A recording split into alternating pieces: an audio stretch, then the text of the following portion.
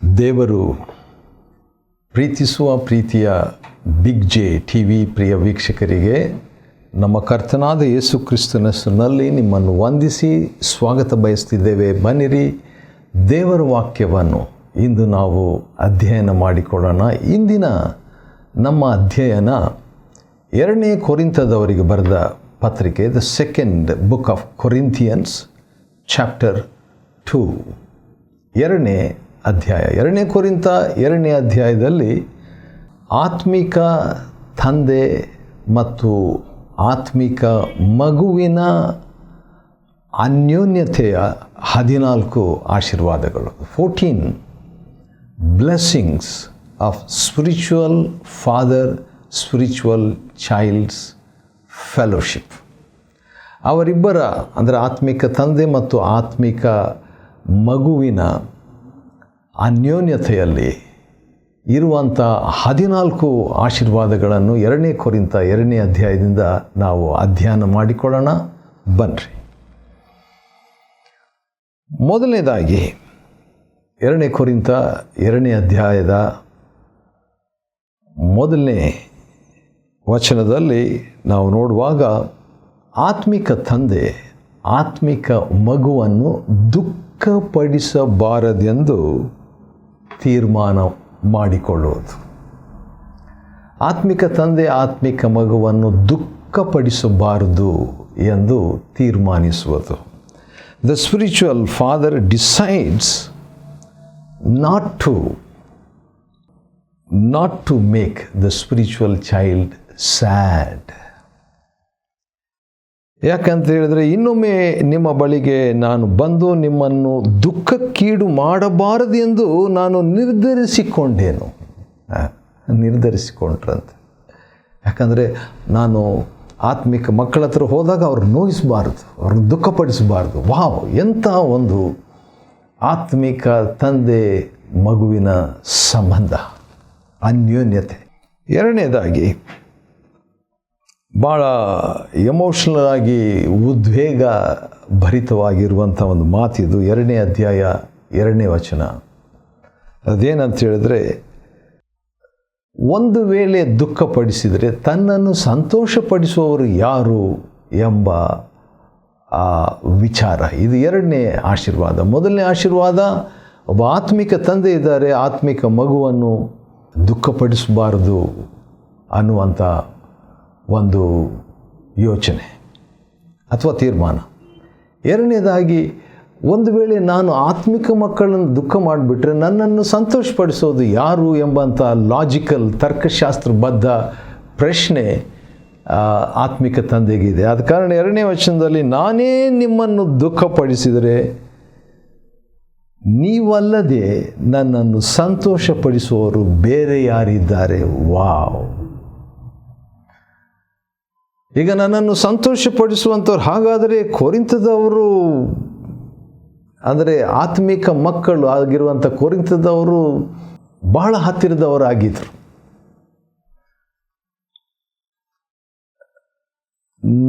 ನಾನೇ ನಿಮ್ಮನ್ನು ದುಃಖಪಡಿಸಿದರೆ ನೀವಲ್ಲದೆ ನನ್ನನ್ನು ಸಂತೋಷಪಡಿಸುವವರು ಬೇರೆ ಯಾರಿದ್ದಾರೆ? ಹಾಗಾದರೆ ಬೇರೆ ಸಭೆಯವರಿಗಿಂತಲೂ ಕೊರಿಂಥದವರಿಗೆ ಭಾಳ ಕ್ಲೋಸ್ ಆಗಿದ್ದ ಪೌಲ ಅಂತ ಹೇಳ್ಬಿಟ್ಟು.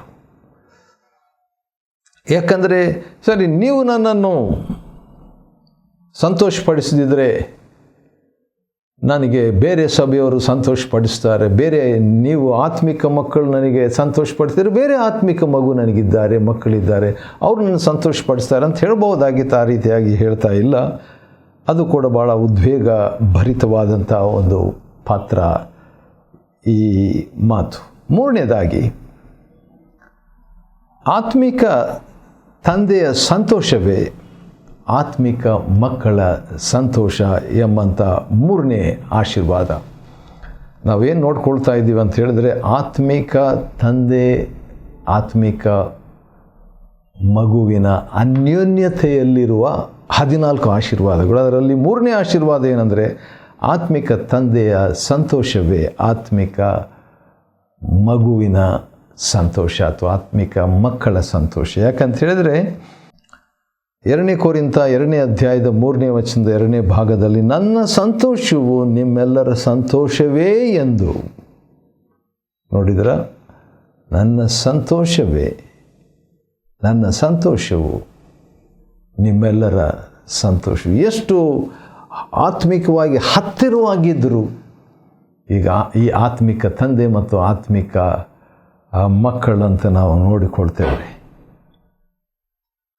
4ನೇ ಆಶೀರ್ವಾದ ಏನಂದರೆ ಭರವಸೆ.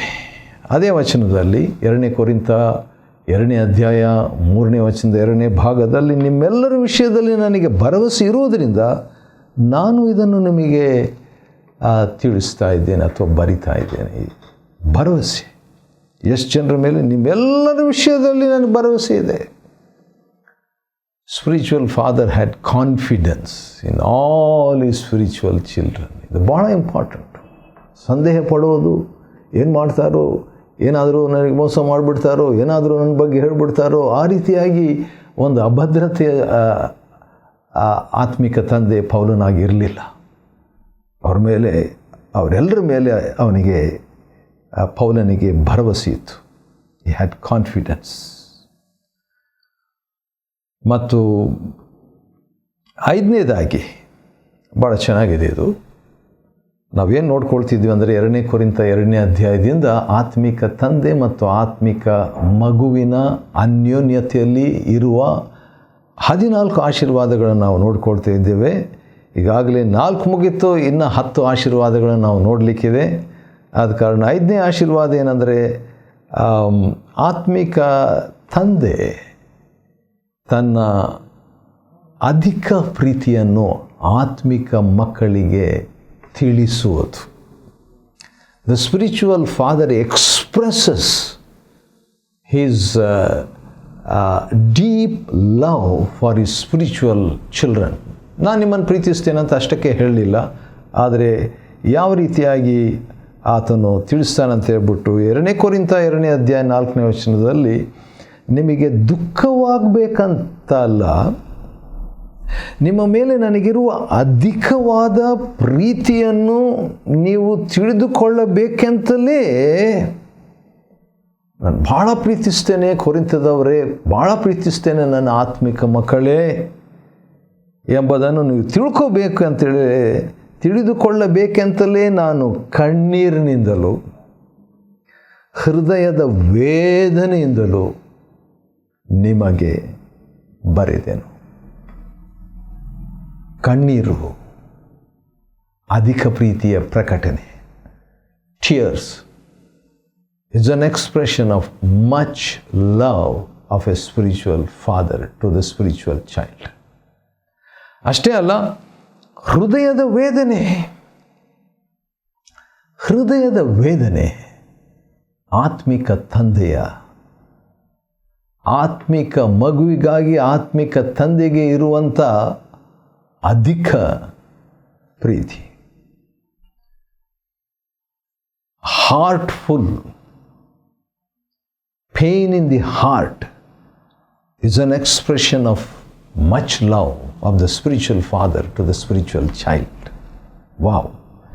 ಇದನ್ನು 2 ಕೊರಿಂಥ 2:4 ನಾವು ನೋಡ್ತೇವೆ. ಈಗ ಅದು 5ನೇ ಒಂದು ಆಶೀರ್ವಾದ. ಅಂಥ ಒಬ್ಬ ಆತ್ಮಿಕ ತಂದೆ ಇರುವಂಥದ್ದು ಕಣ್ಣೀರಿನಿಂದ ಹೃದಯದ ವೇದನೆಯಿಂದ ತನ್ನ ಪ್ರೀತಿಯನ್ನು ಅಧಿಕ ಪ್ರೀತಿಯನ್ನು ಅದು ವ್ಯಕ್ತಪಡಿಸುವಂಥ ಒಬ್ಬ ಆತ್ಮಿಕ ತಂದೆ. 6ನೇದಾಗಿ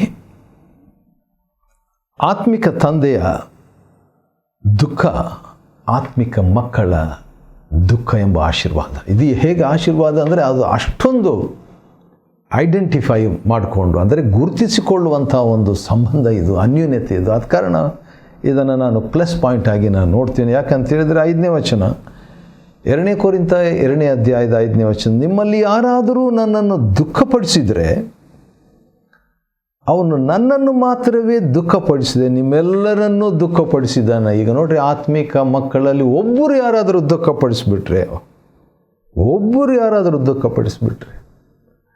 ಒಂದು 100 ಜನ ಇರ್ಬೋದೇನೋ, ಎಷ್ಟು ಗೊತ್ತಿಲ್ಲ, ಅಂದರೆ ಅಷ್ಟೊಂದು ಜನರಲ್ಲಿ ಒಬ್ಬರು ದುಃಖಪಡಿಸ್ಬಿಟ್ರೆ, ನಿಮ್ಮಲ್ಲಿ ಯಾರಾದರೂ ಒಬ್ಬರು ನನ್ನನ್ನು ದುಃಖಪಡಿಸಿದರೆ ನನಗಷ್ಟೇ ಅಲ್ಲ ದುಃಖ, ನಿಮಗೂ ದುಃಖ. ಅಂದರೆ ಅಷ್ಟು ಹತ್ತಿರವಾಗಿದೆ ಒಂದು ದೇಹದ, ಯಾವ ರೀತಿಯಾಗಿ ಒಂದು ಬೆರಳಿಗೆ ನೋವಾದರೆ ಇಡೀ ದೇಹಕ್ಕೆ ನೋವಾಗ್ತದಲ್ಲ ಹಾಗೆ.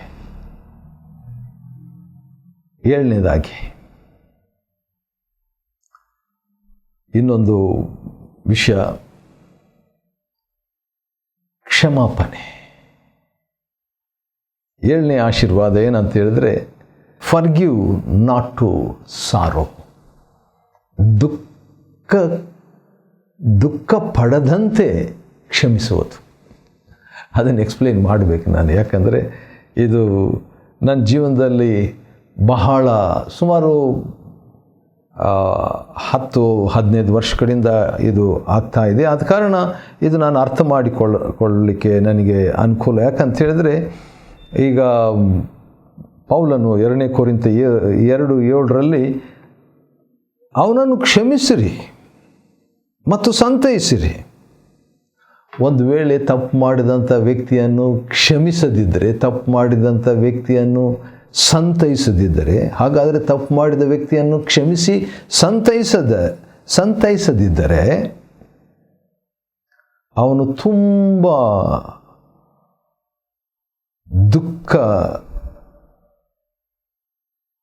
ದುಃಖ ಪಡುವವನಾಗ್ತಾನೆ, ದುಃಖ ತಪ್ತನಾಗುವನು. ಹಾಗಾದರೆ ತಪ್ಪು ಮಾಡಿದ ವ್ಯಕ್ತಿ ಈಗಾಗಲೇ ಅವನಿಗೆ ದುಃಖ, ಯಾಕಂದರೆ ಅನ್ಯೂನ್ಯತೆಯಿಂದ ಅವನ್ನ ಸೆಪ್ರೇಟ್ ಮಾಡಿಬಿಟ್ಟಿದ್ದಾರೆ. ಯಾರು ಸ್ಮೈಲ್ ಮಾಡ್ತಾ ಇಲ್ಲ ಬಹುಶಃ ಅವನು ನೋಡಿದಾಗ. ಅವನ ಮನಸ್ಸಾಕ್ಷಿ ಅವನನ್ನು ಹಂಗಿಸ್ತಾ ಇದೆ, ನಾನು ತಪ್ಪು ಮಾಡಿದೆ ಅಂತ ಹೇಳ್ಬಿಟ್ಟು. ಆ ರೀತಿಯಾಗಿರುವಂಥವ್ರನ್ನ ಕ್ಷಮಿಸುವಾಗ, ಸಂತೈಸುವಾಗ ದುಃಖ ಹೋಗುತ್ತೆ. ಇಲ್ದಿರೋದು ಆ ದುಃಖ ಕ್ಯಾರಿ ಫಾರ್ವರ್ಡ್ 3 ವರ್ಷ, 10 ವರ್ಷ, 13 ವರ್ಷ. ನನ್ನ ಆತ್ಮಿಕ ತಂದೆ ನನ್ನ ಕ್ಷಮಿಸಲಿಲ್ಲ, ನನ್ನ ಆತ್ಮಿಕ ತಂದೆ ನನ್ನನ್ನು ಸಂತೈಸಲಿಲ್ಲ, ನನ್ನ ಆತ್ಮಿಕ ತಂದೆ ನನಗೆ ಪ್ರತಿಕ್ರಿಯೆ ನೀಡ್ತಾ ಇಲ್ಲ. ಅಥವಾ ಈ ಕಾಲದಲ್ಲಿ ಇರುವ ಭಾಷೆಯಲ್ಲಿ ಹೇಳಬೇಕಾದ್ರೆ, ನನ್ನ ಆತ್ಮಿಕ ತಂದೆ ನನಗೆ ಫೋನ್ ಮಾಡ್ತಾ ಇಲ್ಲ, ನನ್ನ ಆತ್ಮಿಕ ತಂದೆ ನನಗೆ SMS ಮಾಡ್ತಾ ಇಲ್ಲ, ನನ್ನ ಆತ್ಮಿಕ ತಂದೆ ನನಗೆ ಸಂಧಿಸ್ತಾ ಇಲ್ಲ ಎಂಬುದಾಗಿ. ಹೌದು, ಆತ್ಮಿಕ ತಂದೆ ಅಷ್ಟೇ ಅಲ್ಲ, ಆತ್ಮಿಕ ಮಕ್ಕಳನ್ನು ಕೂಡ ಕ್ಷಮಿಸಬೇಕು, ಸಂತೈಸಬೇಕು. ಆವಾಗ ದುಃಖ ಭಾಳ ಕಡಿಮೆ ಆಗಿಬಿಡ್ತದೆ. ಆ ವ್ಯಕ್ತಿಗೆ ಒಂದು ನಿರೀಕ್ಷೆ ಬರ್ತದೆ, ನಾನು ತಪ್ಪು ಮಾಡಿದರೂ ಕೂಡ ಕ್ಷಮಿಸಿದ್ರಲ್ಲ ಎಂಬುದಾಗಿ. 8ನೇದಾಗಿ 7 ಆಶೀರ್ವಾದಗಳಾಯಿತು, ಇನ್ನೂ 7 ಆಶೀರ್ವಾದಗಳಿದೆ. ಬೇಗ ನಾವು ಅದನ್ನು ನೋಡಬೇಕಾಗ್ತದೆ. 8ನೇ ಆಶೀರ್ವಾದ ಆತ್ಮಿಕ ತಂದೆ ಆತ್ಮಿಕ ಮಕ್ಕಳಿಗೆ ಇರುವಂಥ ಅನ್ಯೋನ್ಯತೆಯ 8ನೇ ಆಶೀರ್ವಾದ ಏನಂತ ಹೇಳಿದರೆ, ಮೊದಲಿದ್ದ ಪ್ರೀತಿಯನ್ನು ತೋರಿಸುವ ಆಶೀರ್ವಾದ. 8ನೇ ವಚನ, 8ನೇ ಆಶೀರ್ವಾದ 2ನೇ ಕೊರಿಂಥ 2:8 ಅದಕ್ಕಾಗಿ ನೀವು ನಿಮ್ಮ ಪ್ರೀತಿಯನ್ನು ಹಿಂದೆ ಇದ್ದಂತೆ ಈಗಲೂ ಅವನ ಮೇಲೆ ತೋರಿಸ್ರಿ. ಮೊದಲು ಹೆಂಗೆ ಪ್ರೀತಿ ಮಾಡ್ತಾ ಇದ್ರಿ ಆ ರೀತಿಯಾಗಿ ತೋರಿಸ್ರಿ. ಯಾವಾಗೋ ಒಂದು ಸರಿ ಅಲ್ಲ, ಈಗಲೂ ತೋರಿಸ್ರಿ. ಆ ರೀತಿಯಾಗಿ ಹೇಳಿಬಿಟ್ಟು 9ನೇ ವಚನದಲ್ಲಿ ಆತ್ಮಿಕ ತಂದೆ ಆತ್ಮಿಕ ಮಗುವನ್ನು ಪರೀಕ್ಷಿಸುವುದು, the testing of the spiritual father to the spiritual child or children, ಅದು ಕೂಡ ಒಂದು ಆಶೀರ್ವಾದನೆ. ಆತ್ಮಿಕ ತಂದೆ ಪರೀಕ್ಷಿಸುವಂಥದ್ದು ಅದೊಂದು ಬ್ಲೆಸ್ಸಿಂಗ್. ಅದು ಯಾಕಂತ ಹೇಳಿದ್ರೆ 9ನೇ ವಚನ 2ನೇ ಕೊರಿಂಥ 2:9 ಎಲ್ಲ ವಿಷಯಗಳಲ್ಲಿ ನೀವು ವಿಧೇಯರಾಗುತ್ತೀರೋ ಏನೋ ಎಂದು ಪರೀಕ್ಷಿಸಿ ಅರಿತುಕೊಳ್ಳಬೇಕೆಂಬ ಕಾರಣಕ್ಕಾಗಿ ನಾನು ನಿಮ್ಮನ್ನು ಟೆಸ್ಟ್ ಮಾಡಿದೆ ಅಂತ ಹೇಳ್ತಾನೆ. ಎಲ್ಲ ವಿಷಯಗಳಲ್ಲಿ ನಾನು ಹೇಳಿದ ಹಾಗೆ ನೀವು ನನ್ನ ಮಾತು ಕೇಳ್ತೀರಾ ಅಂತ ತಿಳ್ಕೊಳ್ಳೋದಕ್ಕೋಸ್ಕರವಾಗಿ, ಹೌದು, ಆತ್ಮಿಕ ತಂದೆ ಟೆಸ್ಟ್ ಮಾಡಬೇಕು. ನನ್ನ ಆತ್ಮಿಕ ತಂದೆ ನನ್ನನ್ನು ಸಾಕಷ್ಟು ಟೆಸ್ಟ್ ಮಾಡಿದ್ದಾರೆ, ಅದಕ್ಕಾಗಿ ದೇವರ ಸ್ತೋತ್ರವಾಗಲಿ. 10ನೇ ಆಶೀರ್ವಾದ ಆತ್ಮಿಕ ತಂದೆ ಆತ್ಮಿಕ ಮಗುವನ್ನು ಕ್ಷಮಿಸುವುದು. ಮೊದಲು ಆತ್ಮಿಕ ತಂದೆ ಹೇಳುವಂಥದ್ದು ಏನಂತ ಹೇಳಿದ್ರೆ, ಆತ್ಮಿಕ ಮಕ್ಕಳನ್ನು ಆತ್ಮಿಕ ಮಗುವನ್ನು ಕ್ಷಮಿಸಂತ, ಅವರವರ ನಡುವೆ ಕ್ಷಮಾಪಣೆ ಇರಲಿ ಅಂತ. ಈಗ ಆತ್ಮಿಕ ತಂದೆ ಆತ್ಮಿಕ ಮಗುವನ್ನು ಕ್ಷಮಿಸುವಂಥದ್ದು. ಅದಕ್ಕೆ 10ನೇ ವಚನದಲ್ಲಿ 2 ಕೊರಿಂಥಿ 2:10, ನೀವು ಯಾರನ್ನಾದರೂ ಕ್ಷಮಿಸಿದರೆ ನಾನು ಅವರನ್ನು ಕ್ಷಮಿಸ್ತೇನೆ. ಒಳ್ಳೆಯದಲ್ವಾ ಇದು? ಖಂಡಿತವಾಗಿ. ಹೇಗೆ ಕ್ಷಮಿಸ್ತಾನಂತೆ? ನಿಮ್ಮ ನಿಮಿತ್ತವಾಗಿಯೇ ಕ್ರಿಸ್ತನ ಸನ್ನಿಧಾನದಲ್ಲಿ ಕ್ಷಮಿಸ್ತೇನೆ. ಕ್ರಿಸ್ತನ ಸನ್ನಿಧಾನದಲ್ಲಿ ಕ್ಷಮೆ. ವಾವ್! ಹೌದು, ಆ ರೀತಿಯಾಗಿ ಹೇಳಿಬಿಟ್ಟು ಇನ್ನೊಂದು ಮಾತನ್ನು ಹೇಳ್ತಾನೆ. ಅದು ಕೂಡ ಒಂದು ಆಶೀರ್ವಾದವಾಗಿ ನಾನು ನೋಡ್ತೇನೆ. ಅದೇನೆಂದರೆ, ಸೈತಾನ ನಮ್ಮನ್ನು ಬಲಿ ತೆಗೆದುಕೊಳ್ಳಲು ಅವಕಾಶ ಕೊಡಬಾರ್ದು, ಅಥವಾ ಸೈತಾನ ನಮ್ಮನ್ನು ದಾಳಿ ಮಾಡಬಾರ್ದು ಅಂತ ಹೇಳ್ಬಿಟ್ರು. ಹಾಗಾದರೆ ಈ ಆತ್ಮಿಕ ತಂದೆ ಮತ್ತು ಆತ್ಮಿಕ ಮಕ್ಕಳ ಅನ್ಯೋನ್ಯತೆಯ ಆಶೀರ್ವಾದ ಸೈತಾನನನ್ನು ದೂರ ಇಡ್ತದ್ರಿ. ಯಾಕಂದರೆ ಕ್ಷಮಿಸದಿರುವುದು ಸೈತಾನನನ್ನು ಆಹ್ವಾನಿಸ್ತದೆ. ಕ್ಷಮಿಸುವಂಥದ್ದು, ಈಗ ಆತ್ಮಿಕ ಮಕ್ಕಳು ಆತ್ಮಿಕ ಮಗುವನ್ನು ಕ್ಷಮಿಸಿದ್ದಾರೆ, ಆತ್ಮಿಕ ತಂದೆನೂ ಆತ್ಮಿಕ ಮಕ್ಕಳನ್ನು ಕ್ಷಮಿಸುವಂಥದ್ದು, ಅದೇನಾಗ್ತದೆ? ಸೈತಾನನನ್ನು ದೂರ ಇಟ್ಬಿಡ್ತದೆ ಎಂಬುದಾಗಿ. ಅದೊಂದು ಆಶೀರ್ವಾದ. 12ನೇ ಆಶೀರ್ವಾದ 2 ಕೊರಿಂಥ 2 ಮತ್ತು 13ನೇ ವಚನದಲ್ಲಿ, ಸಹೋದರನಾದ ತೀತನು ನನಗೆ ಸಿಗದಿದ್ದ ಕಾರಣ ನನ್ನ ಆತ್ಮಕ್ಕೆ ಅವಿಶ್ರಾಂತಿ ಆಯಿತು ಎಂಬುದಾಗಿ. ಹೌದು, ವಿಶ್ರಾಂತಿ ಇರಲಿಲ್ಲ ಅಂತೆ. ಆದ ಕಾರಣ ಆತ್ಮಿಕ ತಂದೆಗೆ ವಿಶ್ರಾಂತಿಯನ್ನು ನೀಡುವಂಥ ಆತ್ಮಿಕ ಮಗು ಇರುವಂಥದ್ದು ಆಶೀರ್ವಾದ ಅಲ್ಲವಾ? ಅದು ಖಂಡಿತ. ಆತ್ಮಿಕ ತಂದೆಗೆ ಆ ರೀತಿಯಾಗಿ ಒಂದು ವಿಶ್ರಾಂತಿ ಸಿಕ್ಬಿಟ್ಟ ಮೇಲೆ ಒಳ್ಳೆ ಸೇವೆ ಮಾಡ್ಬೋದಲ್ವ? ಆ ರೀತಿಯಾಗಿ. ಮತ್ತು ಈ ರೀತಿಯಾಗಿ ಆತ್ಮಿಕ ತಂದೆ ಆತ್ಮಿಕ ಮಗುವಿಗೆ ಕ್ಷಮಿಸಂತ ಹೇಳಿದಾಗ, ಆತ್ಮಿಕ ಮಗು ಮತ್ತೊಬ್ಬ ಆತ್ಮಿಕ ಮಗುವನ್ನು ಕ್ಷಮಿಸಿದಾಗ, ಮತ್ತು ತಂದೆ ಕೂಡ ಆತ್ಮಿಕ ತಂದೆ ಕೂಡ ಆ ಆತ್ಮಿಕ ಮಗುವನ್ನು ಕ್ಷಮಿಸಿದಾಗ ಏನಾಗ್ತದೆ? ಅದರ ನಿಮಿತ್ತವಾಗಿ ಸೈತಾನ ದೂರ ಇಟ್ಬಿಡಲಾಗುತ್ತದೆ. ಸೈತಾನ ದೂರ ಇರ್ತಾನೆ. ಅಷ್ಟೇ ಅಲ್ಲದೆ ನಡೆಯುವಂಥ 13ನೇ ಆಶೀರ್ವಾದ ಏನಂತ ಹೇಳಿದರೆ, ಯಾವಾಗಲೂ ಜಯ. ಅದನ್ನೇ 2 ಕೊರಿಂಥ 2:14 ಕ್ರಿಸ್ತನಲ್ಲಿ ನಮ್ಮನ್ನು ಯಾವಾಗಲೂ ಜಯೋತ್ಸವದೊಡನೆ ಮೆರೆಸುತ್ತಾ ಆತನ ವಿಷಯವಾದ ಜ್ಞಾನವೆಂಬ ಸುವಾಸನೆಯನ್ನು ನಮ್ಮ ಮೂಲಕ ಎಲ್ಲ ಸ್ಥಳಗಳಲ್ಲಿ ಪ್ರಸಾರಗೊಳಿಸುವ ದೇವರಿಗೆ ಕೃತಜ್ಞತೆಗಳು. ಹೌದು, ಸೈತಾನ ದೂರ ಇದ್ದಾಗ ನಮಗೆ ಜಯ. ಆ ಒಂದು ಜಯವು ಕೂಡ ಆತ್ಮಿಕ ತಂದೆ ಮತ್ತು ಆತ್ಮಿಕ ಮಗುವಿನ ಅನ್ಯೋನ್ಯತೆಯಲ್ಲಿರುವಂಥ 13ನೇ ಆಶೀರ್ವಾದ. ಕೊನೆಯ ಆಶೀರ್ವಾದ ಏನಂತ ಹೇಳಿದರೆ, ಸೇವೆ.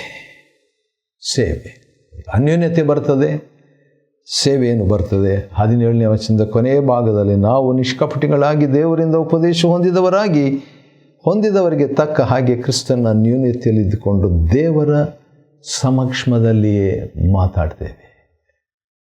ಜಯ ಸಿಕ್ಕಿದ ಮೇಲೆ, ಸೈತಾನ್ ದೂರ ಇದ್ದ ಮೇಲೆ, ಒಬ್ಬರನ್ನೊಬ್ಬರು ಕ್ಷಮಿಸಿದ ಮೇಲೆ ಏನಾಗ್ತದೆ?